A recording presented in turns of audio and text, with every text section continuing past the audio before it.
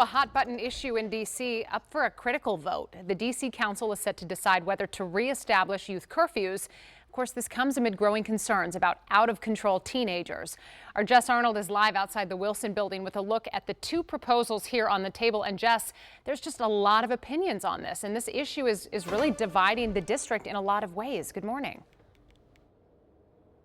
Good morning, Simone. Yeah, that's right. With some saying that these curfews are necessary to help curb these quote-unquote teen takeovers, and others saying that curfews are ineffective and are not addressing the root of the problem in a productive way. So there are two versions here that the council is going to be voting on in relation to this curfew. One is emergency legislation that would take effect immediately. The other is permanent legislation with two proposed amendments. Now, here's why Council Chair Phil Mendelson supports both of these bills.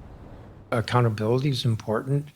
I think, to me, the curfew is more about enabling police to prevent or break up these large gatherings, not about arresting, not about sanctioning.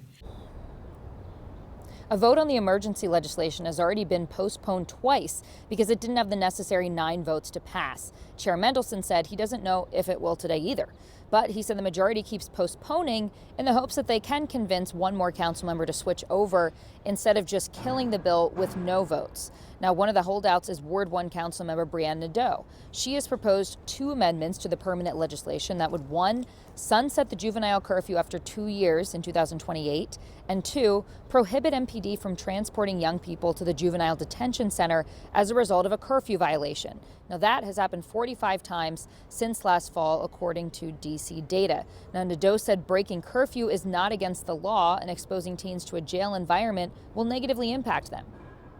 2028 is the right time to sunset because there has been so much conversation here at the council about things that actually do work, supports that could be put into place, programs that can be stood up, but there's really no incentive to do that once this curfew becomes permanent.